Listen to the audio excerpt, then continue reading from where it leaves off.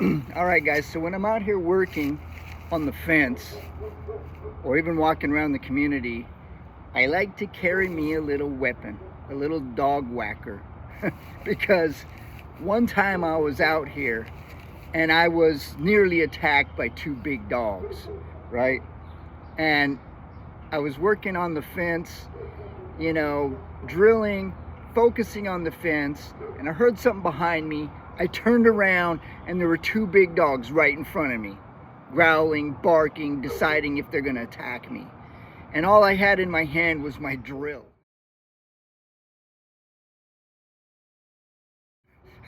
And so I was in a heck of a situation. I had my hammer with me, but it was down in my bag, which was by the ground. I really wanted that hammer, but the dogs were right there in front of me. And so if I bent down, that puts my face right at the level of the dog's face, and I thought I could get bitten. So I couldn't reach my hammer. All I had was the drill. So I really wished I'd had a weapon. So I decided on this. It's a Baton by Police Force, and it's pretty solid. It's pretty solid. This gives me a little bit more confidence. And whack, I think it would really hurt if I hit a dog with this. I doubt I'll have to use it on any humans. I haven't had any problems with any humans out here. Yeah, it's a dog whacker, because you never know. There's a lot of dogs out here, and even these two dogs were with the owner. Yeah, so it gives me a bit more confidence. It gives me some reach. I considered other options. I actually considered bringing my gun, because this is Texas and you are allowed to walk around with a gun on your hip. I considered a gun. I considered one of those guns that shoots like a gas pellet. This is a Birna pellet gun. It fires different types of pellets. I considered this, but I decided against it. A tear gas pellet, pepper spray. I considered all that, but I figured probably the best option for dogs is this. And I guess pepper spray would be good too. Yeah, so this is what I decided for personal protection over at the community, mostly from dogs. It hasn't happened a lot, but like I said, once I was nearly attacked by a couple big dogs. And it's got this little belt holder that you can clip that on your belt like that. It holds it pretty snugly. I noticed that if I hold it like that upside down, it tends to slide out with the walking. If I hold it straight up, I don't know, it seemed kind of hard to get it off of my belt.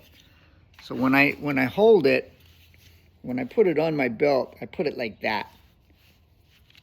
And this rotates. This rotates around, so you can put it in any direction. You can put it like this, you can put it like this, you can put it like this. I decided to put it like this because I think that's best for my grab. It's right here. If I have it like this, I think it's just harder to get off for me and to get it into action. If I put it like this, as I walk, it jiggles, and it kind of works its way loose. So I put it on my belt this way, and I feel that I can get it off pretty quick like this. Comes right off. And there's a little knob here. It's a little locking mechanism. When you turn that, you can depress this, and this will jump out. It's spring-loaded, right? There we go. And it's a pretty heavy, stiff rod. It would hurt to get hit by this.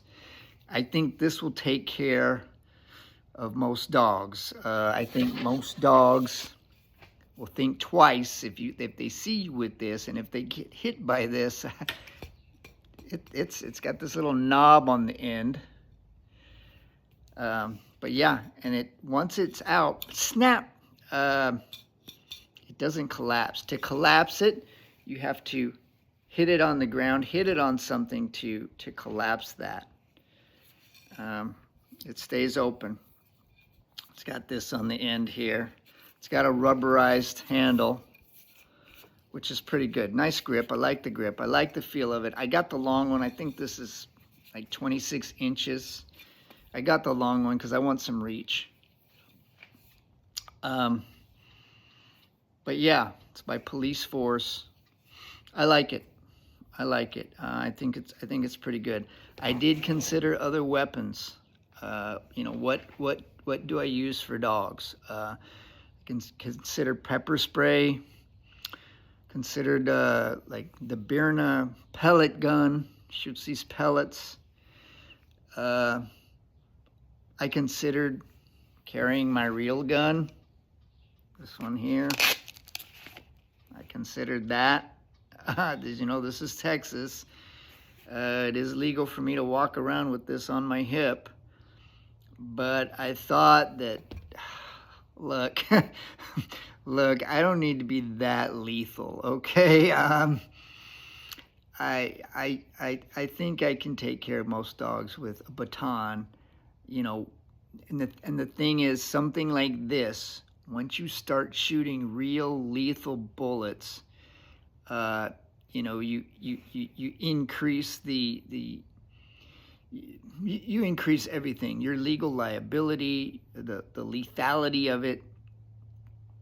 And, you know, like I said, one time I was almost attacked by 2 big dogs, and even the owner was there with the dogs. He was walking his dogs loose over by the canal, right? They weren't on a leash. They saw me working on the fence. They ran over to me to start to threaten me. I turned around and they were just right there, right on me, barking and growling, deciding if they were going to bite. I didn't know if they're going to bite or not. All I had in my hand was my drill.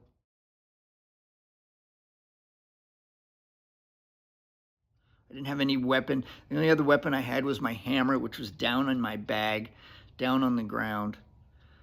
I really wish I had had a weapon. And the owner of the dogs, he did very, very little. He didn't start calling his dogs off. He didn't run over and get between me and his dogs. He didn't apologize. He just strolled on over like it was just any other day, right? If those had been my dogs, that had ran over to threaten some dude who's just working on a fence, minding his own business, I'd immediately run over there and get my dogs off of him, and I'd be profusely apologizing. This guy didn't do any of that. He strolled over silently like he had all day, like he didn't really care, right? I was so angry. I was so angry at that guy. If this had been on my hip, I absolutely would have pulled it, right? I probably would have shot one of his dogs, right? And I was so angry at that guy. Who knows what I would have done to that guy? I was hot. You don't let your 2 big dogs run over to threaten somebody who's minding his own business and just not do anything, right? I would have, if it had been me, I'd immediately be calling my dogs off, running over to get in between me and the victim and my dogs. He didn't do any of that. I don't know what's wrong with this guy. I don't know what's wrong with his brain. I really don't. Talking basic human decency here. So if I had had this with me, who knows what would have happened? I was hot. The thing is, though, you start shooting. What are the legal liabilities, man? You know? What are the legal liabilities for that? You know? And so anyway, this is a lot less lethal. Okay? I think this will take care of most dogs. I don't expect problems with humans over there, right? So This is what I've chosen. And I like it a lot. I feel better with it. I haven't had to use it. But I got it just in case. So here I am with my drill, fixing the fence. That was my only weapon as I turned around and faced these dogs. Dogs just attacked me. Yeah? Yeah? This guy's dog just attacked me. Adios. Yeah, terminó. Adios. Come on. ¿Cuál es tu nombre? ¿Cuál es su nombre? ¿Cuál es su nombre? ¿Cuál es su nombre, señor? ¿Ah? Yeah, he don't want to give me his name. A ver, su cara.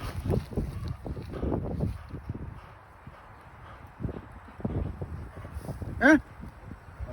¿Cuál es su nombre, señor? ¿Ah? Yeah. Adios, huh? Yeah.